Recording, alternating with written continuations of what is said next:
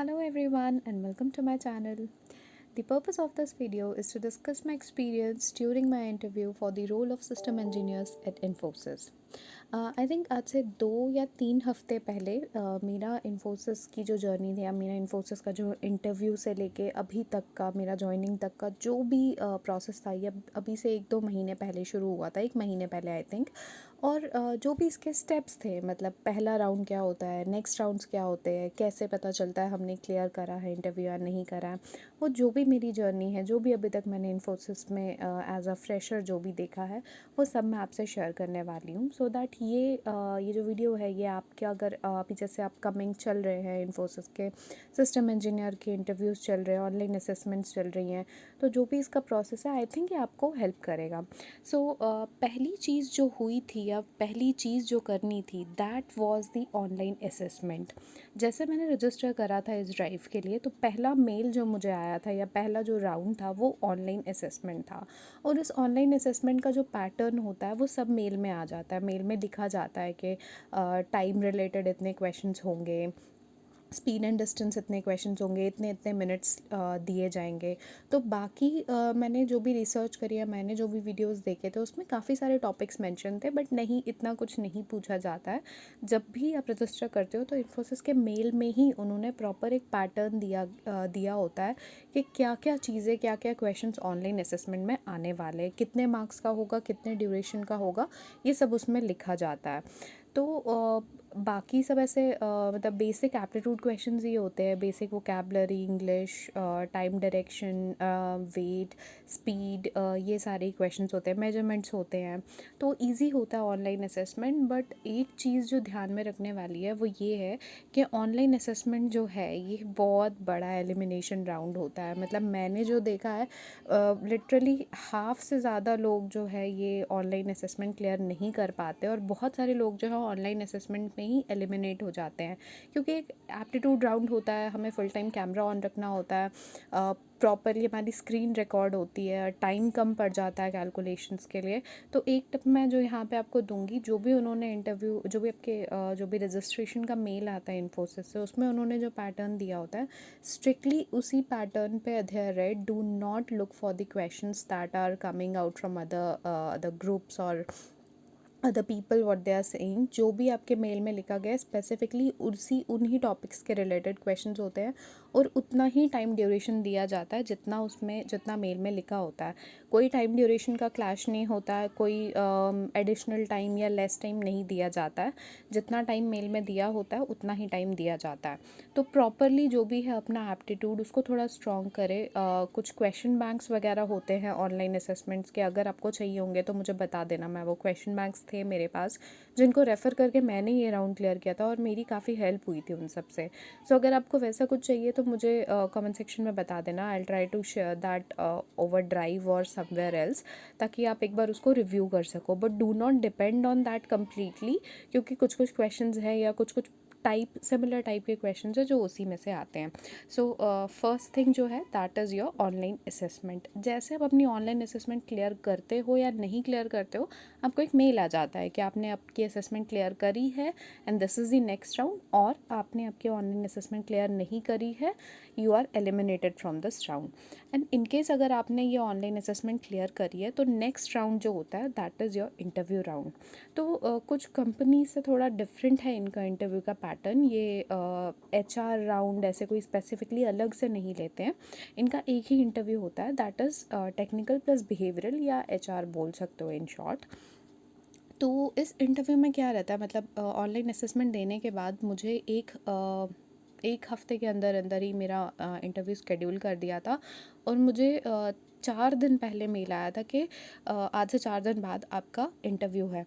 और उसमें सिर्फ एक मीटिंग लिंक होता है कि इस मीटिंग लिंक पे आपको ज्वाइन करना है, इतना टाइम है, इतनी ड्यूरेशन का आपका इंटरव्यू है। और इन्फोसिस के इंटरव्यू ज़्यादा डिफ़िकल्ट नहीं होते और ज़्यादा लंबे भी नहीं चलते हैं। ज़्यादा से ज़्यादा खिंचा के those last for 30 minutes, but 15-20 minute में every one completes it. This not a long duration to follow. बहुत जल्दी जल्दी ख़त्म हो जाता है, इतना टाइम नहीं लेते हैं लोग इंटरव्यू के लिए। 15-20 मिनट में ख़त्म कर जाते हैं। मेरा पर्सनली सिर्फ और सिर्फ 15 मिनट चला था, बहुत जल्दी ख़त्म हो गया था। एंड फिर से बता दूँ, ये टेक्निकल और बिहेवियरल दोनों साथ में होते हैं, मतलब टेक्निकल और एचआर दोनों कह सकते हो आप। तो इसका थोड़ा इंटरव्यू पैटर्न जो है इन्फोसिस का, वो थोड़ा सा डिफरेंट है। मतलब टेक्निकल क्वेश्चंस के साथ साथ बिहेवियरल, मतलब जो भी रिसेंटली क्या चल रहा है, या हमारी कॉमन नॉलेज कितनी है, हमारी जनरल नॉलेज कितनी है, हम कितने अवेयर है करंट सिचुएशन से, वो सारी चीज़ें भी इसी राउंड में चेक की जाती हैं।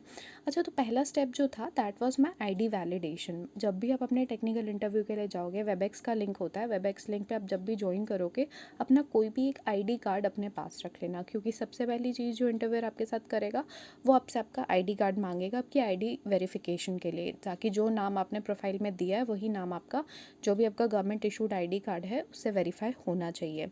एंड सेकंड क्वेश्चन जो मुझसे पूछा गया था, मतलब यहाँ से मेरा इंटरव्यू स्टार्ट हुआ था, यहाँ से उन्होंने मुझे बोला था कि इंट्रोड्यूस योर सेल्फ, कहाँ से हो, फैमिली कहाँ से है, किस कॉलेज में पढ़ते हो, फाइनल ईयर है तो क्या प्लानिंग्स हैं आगे की, ये सब पूछा था। एकेडमिक बैकग्राउंड, मतलब if I am a medical, non medical student, जो भी आपकी 10th 12th के बाद जो भी स्ट्रीम्स थी, प्लस मेरी इंजीनियरिंग की क्या स्ट्रीम थी, या मेरी एमएससी, मतलब जो भी आपकी जो भी क्वालिफ़िकेशन है, हाईएस्ट क्वालिफ़िकेशन, आपकी स्ट्रीम पूछते हैं। कभी कभी परसेंटेजेस पूछ लेते हैं कि लास्ट सेम में कितने परसेंट थे, ये सब पूछते हैं। मतलब मुझसे लास्ट सेम नहीं, पर मुझसे एग्रीगेट परसेंटेज पूछी थी हर साल की, कि अभी तक का आपका एग्रीगेट 2-2 सेमेस्टर्स का मिला के कितना चल रहा है। तो ये चीज़ पूछी जाती है। एंड नेक्स्ट चीज़, जो टेक्निकल इंटरव्यू जहाँ से मेरा स्टार्ट हुआ, मतलब आपका इंट्रोडक्शन जैसे ही ख़त्म होता है, आपका इंटरव्यूअर एकदम टेक्निकल पॉइंट पे आ जाता है, वो डायरेक्टली क्वेश्चंस बम्बार्ड हो जाते हैं। ऐसा नहीं है कि आपको टाइम मिलता है थोड़ा भी इवैल्यूएट करने के लिए। तो फर्स्ट चीज़ जो मेरे से पूछी गई थी, या मैंने मतलब जो ऑब्जर्वेशन कलेक्ट किया बहुत सारे लोगों से, वो यही थी कि बहुत सारे लोगों से उनका फाइनल ईयर प्रोजेक्ट पूछा गया था। जो इंजीनियरिंग स्ट्रीम से है वो इसको टोटली रिलेट कर सकते हैं, या जो एमसीए कर रहे हैं या बीसीए वाले जो लोग हैं वो उसको रिलेट कर सकते हैं, कि फ़ाइनल ईयर प्रोजेक्ट जो है बहुत बहुत बहुत ज़्यादा क्रिटिकल होता है। और इस प्रोजेक्ट में इस प्रोजेक्ट के रिलेटेड पहले पूछते हैं कि प्रोजेक्ट क्या था, कौन सी टेक्नोलॉजीज़ यूज़ करी गई हैं, और मेरा रोल क्या था उस प्रोजेक्ट में, मैंने क्या क्या कंट्रीब्यूट करा, मैंने क्या क्या उस प्रोजेक्ट में काम किया है, वो सब पूछा जाता है। देन उसके बाद उन्होंने मुझसे पूछा कि कौन सी लेटेस्ट टेक्नोलॉजीज़ हैं जो मुझे आती हैं। तो मैंने मतलब मैं अभी रिसेंटली एडवांस जावा पे और फ्रंट एंड के लिए रिएक्ट जेएस पे काम कर रही थी, तो मैंने वो टेक्नोलॉजीज़ बताई। आपको जो भी टेक्नोलॉजीज़ आती हैं वो बताएं। एंड इन केस अगर आपको नहीं आती है, तो there is no hard and fast rule to answer this. आप बोल सकते हैं कि नहीं, I am still learning my basics, I am making my basics strong, या I am still learning the programming languages that I know. तो आप ये उन्हें बोल सकते हैं, क्योंकि जैसे आप इस पे आंसर देंगे, उनका नेक्स्ट क्वेश्चन उसी चीज़ पे होगा। क्योंकि जैसे मैंने उनको रिएक्ट यहाँ पे बोला था, तो उन्होंने मुझे रिएक्ट जेएस के बहुत सारे क्वेश्चंस पूछे थे। बट लकीली मुझे तो आता था रिएक्ट, क्योंकि मैंने पढ़ा था, मेरा फाइनल ईयर प्रोजेक्ट उस बेसिस पे था, तो मैंने आंसर कर दिए थे। तो एक चीज़ यहाँ पे जो ध्यान रखनी है, वो यही ध्यान रखनी है कि जो भी चीज़ आपको आती है वही आंसर दो। आपके आंसर पे नेक्स्ट क्वेश्चन उनका आने ही आने वाला है। So be very cautious while giving your answers. Next चीज़ उन्होंने मुझसे पूछी थी कि rate your self on your programming skills. मतलब कौन सी प्रोग्रामिंग लैंग्वेज आती है, मैंने C++ और जावा बोला था। तो अपने आप को एक लेवल 1 से लेवल 5 तक किस लेवल पे रेट करते हो, मतलब हैंड्स ऑन नॉलेज कितना है, या सिर्फ थ्योरेटिकल नॉलेज है, और हैंड्स ऑन नॉलेज अगर है तो कितना है, मतलब कोई लाइव प्रोजेक्ट या कुछ भी ऐसा इस सब पे काम किया है। तो वो सारी चीज़ें भी पूछी जाती है। आपकी जो भी प्रोग्रामिंग लैंग्वेज जो आपको आती है, आप पाइथन वगैरह जो कुछ भी है, अपने आप को एक इवैल्यूएशन लेवल पे रखना कि हाँ, मेरे को सिर्फ थ्योरेटिकल नॉलेज है और बेसिक प्रोग्रामिंग नॉलेज है, या मुझे कंप्लीट हैंड्स ऑन नॉलेज है उस पर्टिकुलर प्रोग्रामिंग लैंग्वेज के रिलेटेड। ठीक है।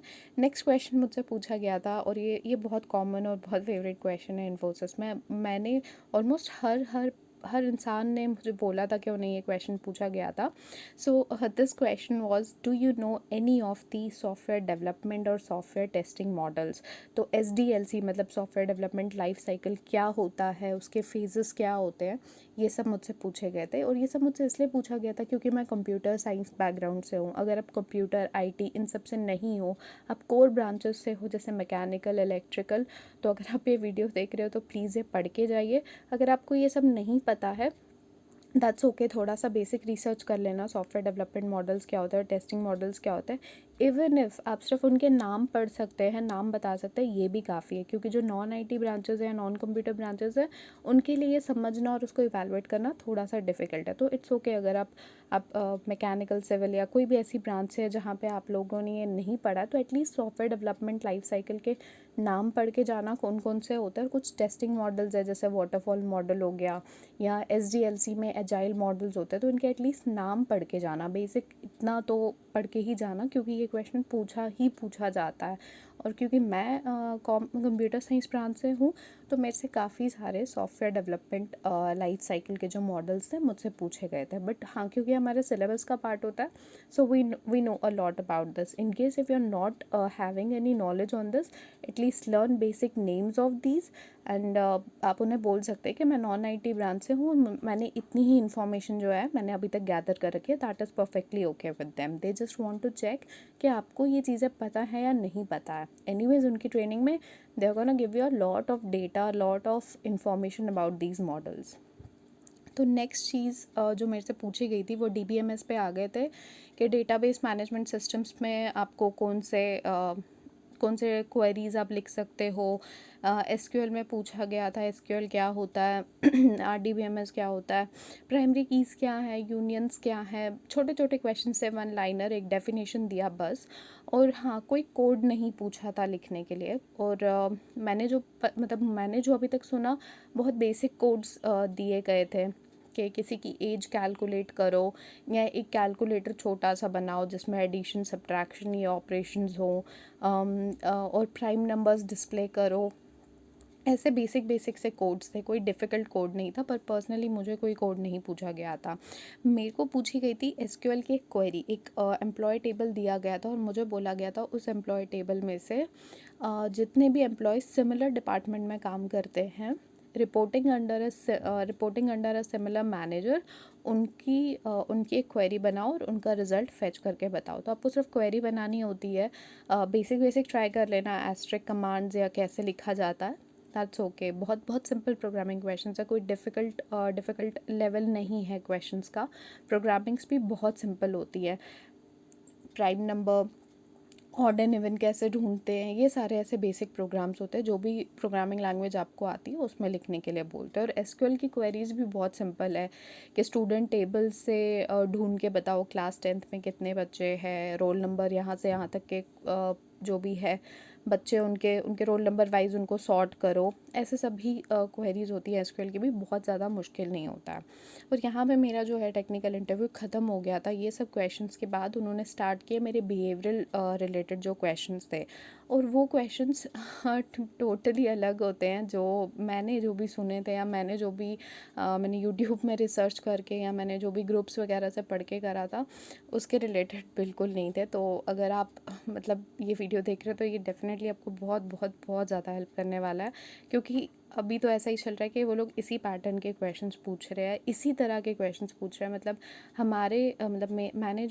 मैंने जिन लोगों से इवैल्यूएट करके ये डेटा निकाला था, ऑलमोस्ट 50 to 70 बच्चों को सिमिलर क्वेश्चंस ही पूछे गए थे। सिर्फ आपकी प्रोग्रामिंग लैंग्वेज डिफरेंट हो जाती है, बाकी सारे क्वेश्चंस का फ्लो जो है उनका सेम ही रहता है। तो बिहेवियरल के क्वेश्चन से कि रीसेंट एक्टिविटीज़ क्या हो रही है वर्ल्ड में। तो जब भी मैंने ये देखा था, तो तभी चल रहे थे यूपी इलेक्शंस, तो मैंने यूपी इलेक्शंस के बारे में बोला था। और रशिया ने उस टाइम पे, मतलब अभी से 2-3 हफ्ते पहले, वॉर इनिशिएट नहीं किया था, but there were war like situations. तो ये सब मैंने बताया था, मतलब बेसिक चीज़ें उन्होंने पूछी थी कि अभी क्या चल रहा है वर्ल्ड में, आपको क्या क्या पता है। मतलब वो यही देखना चाहते हैं आप कितने अवेयर हो, आपको कितना पता है आपके आसपास क्या हो रहा है। तो जो भी छोटी डिटेल्स, जो भी, जैसे भी रशिया और यूक्रेन का इतना वॉर चल रहा है, तो आप वो बोल सकते हो, ज़्यादा डिटेल्स गैदर करने की ज़रूरत नहीं है, बट हाँ, जो चल रहा है वो उन्हें बोल सकते हैं। देन उन्होंने मुझसे पूछा था कि आप इन्फोसिस के बारे में क्या जानते हैं, why do you want to join Infosys, and why only Infosys, why not any other company. तो मेरा जो भी व्यू था इस कंपनी के रिलेटेड, मैंने अपना होमवर्क कर रखा था, मैंने अपनी बेसिक डिटेल्स पहले ही कलेक्ट कर रखी थी, कि इन्फोसिस कब बना था, like who were the founder CEO। तो ये सारी डिटेल्स मैंने पहले ही कलेक्ट करके रखी थी, और मुझे पता था why I want to join Infosys. तो थोड़ा बहुत ये प्लीज़ पढ़ के जाइएगा। नेक्स्ट चीज़ उन्होंने मुझसे पूछी थी कि कोई इंटर्नशिप्स करी हैं क्या? तो मैंने कोई इंटर्नशिप्स नहीं करी थी, और मेरा मेनली जो फ़ोकस था वो मेरे फाइनल ईयर प्रोजेक्ट पे था। तो मैंने उनको बोला था कि मेरी कोई इंटर्नशिप्स नहीं है, जस्ट फाइनल ईयर प्रोजेक्ट है, और उसी के रिलेटेड जो भी क्वेश्चंस है वो मेरे टेक्निकल में उन्होंने ऑलरेडी पूछ लिए थे। नेक्स्ट चीज़ जो उन्होंने मुझसे पूछी थी मेरी हॉबीज़, तो मैंने उन्हें बता दी थी। मतलब उन्होंने से डायरेक्टली नहीं पूछा था व्हाट आर योर हॉबीज़, उन्होंने पूछा था what do you do in your free time. तो ऐसे भी क्वेश्चन थोड़े होते हैं, ऐसा भी थोड़ा घुमा के पूछ लेते हैं कि आप फ्री टाइम में क्या करते हो, या अगर कोई कह देता है कि हाँ मुझे घूमना बहुत पसंद है, तो हाँ आप कहाँ कहाँ घूमने गए हो, या जैसे मैंने बोला था मुझे कुकिंग पसंद है, तो उन्होंने पूछा था अच्छा क्या क्या बना लेते हो। मतलब ऐसे बेसिक चीज़ें, they just want to evaluate your presence of mind at that time. बस इतना ही होता है, इतना ही उन्होंने पूछना होता है। ऐसे ही छोटे छोटे क्वेश्चंस होते हैं बिहेवियरल में, बस इनका आंसर दे दो एंड यहीं पे मेरा इंटरव्यू ख़त्म हो गया था। ये पूरा चला था 15 से 17 मिनट के बीच में, ये टोटल राउंड चला था मेरा। और इसके बाद 2 हफ्ते के अंदर, नहीं 1 हफ्ते के अंदर मुझे कंफर्मेशन आ गया था कि I have cleared my technical and behavioural round. मेरा इंटरव्यू क्लियर हुआ था, I have been selected for the system engineer role at Infosys. And उसके 2 दिन के अंदर ही मेरा ऑफ़र आ गया था, और ऑफ़र के बाद के जो भी उनके प्रोसेस थे, ऑन बोर्डिंग वगैरह जो भी होता है, वो सब मेरा स्टार्ट हो गया था। बट हाँ, इंटरव्यू में मैंने जो चीज़ ऑब्ज़र्व करी, मतलब मैंने 2-3 कंपनीज़ के इंटरव्यूज़ दिए थे, तो इन्फोसिस का बहुत बहुत बहुत सिंपल होता है। सिर्फ उनके टेक्निकल क्वेश्चंस जो होते हैं वो थोड़े से ट्रिकी होते हैं, मतलब जो हम वो वही बात है, हम जो बोल रहे हैं वो उसी पे नेक्स्ट क्वेश्चन पूछ रहे हैं। So be very sure, be very specific about whatever you are answering. That's all I could say. And I hope जिनका भी इंटरव्यू है या जो भी वीडियो देख रहे हैं, आई होप आपके इंटरव्यूज़ क्लियर हो जाए। All the best, stay confident, and I hope you will like this video. Comment your reviews or doubts if you have any, and subscribe to this channel if you find this helpful. Thank you.